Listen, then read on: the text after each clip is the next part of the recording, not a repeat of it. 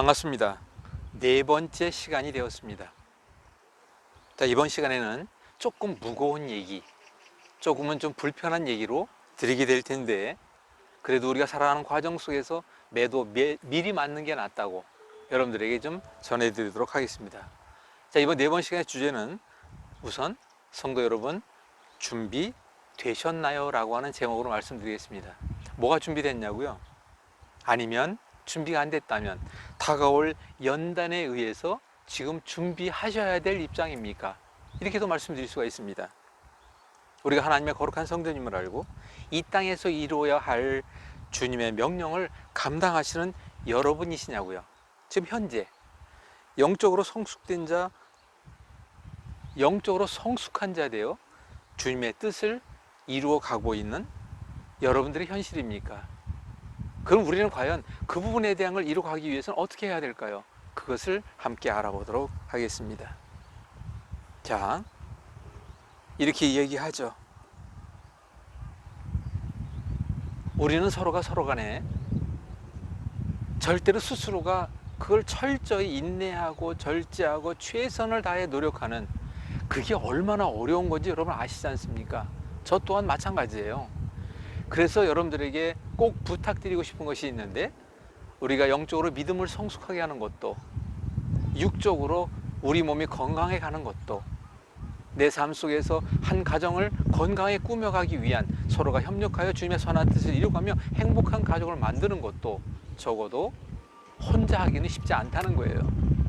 그에 필요한 것이 무엇이 있느냐? 바로 서로는 서로에게 진정으로 필요한 그 사랑하는 마음으로, 서로가 섬기는 마음으로 선한 감시자 역할을 해야 합니다. 그리고 겸손하고 아름다운 지적을 적어도 할 줄 아는 사람이 되어야 돼요. 그리고 우리 믿는 사람들은 하나님의 거룩한 경과가 있으심을 알고 어떻게 해야 되겠습니까? 주의하고 경우에 따라서는 야단 맞을 각오를 하고 철저히 바꿔가야 되겠죠. 그래서 제가 오늘 말씀으로 좀 알아본 게 있는데, 베드로전서 4장 12절, 사랑하는 자들아 너희를 연단하려고 오는 불시험을 이상한 일 당하는 것 같이 이상히 여기지 말고, 이런 내용은 뭐 누누이 다 아시고 계신 내용일 거예요. 지금 우리가 겪고 있는 현실 속에서 모든 시련과 역경과 두려움과 절망과 좌절과 아픔에 대한 것들, 상상하지 못할 그 여러 가지 일들에 대한 것들이 우연히 공연히 쓸데없이 그런 것이 아니라는 거 다 아실 거예요. 적어도 구원받은 우리가, 오직 우리 주 예수 그리스도를 저의 구주로 모시는 여러분들이 그 하나님의 거룩한 성전에 바로 이런, 우리가 그런 일을 당할 이유 없이 당하는 건 아니겠죠. 그래서 말씀하십니다. 히브리서 12장 12절에 무릇 징계가 당시에는 즐거워 보이지 않고 슬퍼 보이나 그로 말미암아 연단받은, 또 연단 시험 훈련이 나오잖아요. 자들은 의와 평강의 열매를 맺느니라. 성령의 9가지 열매 가운데 사랑과 실안과 화평은 반드시 오래 참음의 결과예요. 그 오래 참음의 결과는 왜 그것을 얘기하는 것입니까? 마찬가지로 다니엘서 12장 10절에 많은 사람이 연단을 받아 스스로 정결하게 하며 희귀할 것이나 악한 사람은 악을 행하리니 악한 자는 아무것도 깨닫지 못하되 오직 지혜 있는 자는 깨달으리라.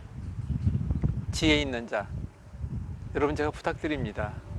우리가 이 순간에 우리가 이렇게 만난 다음에는 진정으로 선한 감시자 되어 겸손한 지적을 함께 이루어가는, 그리고 이 땅에서 일을 하시는 하나님의 거룩한 목적을 이루어가며 우리 주님 만날 때 천국 백성으로 가는 그 길에 문제점 없이 함께 가기를 여러분들에게 소망합니다. 부탁 당부 드립니다. 저는 또 말씀을 드립니다.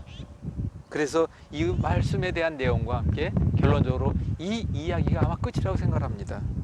여러분 다 아시는 로마서 5장 4절, 인내는 연단은 소망을 이루는 줄 바로 알미로다.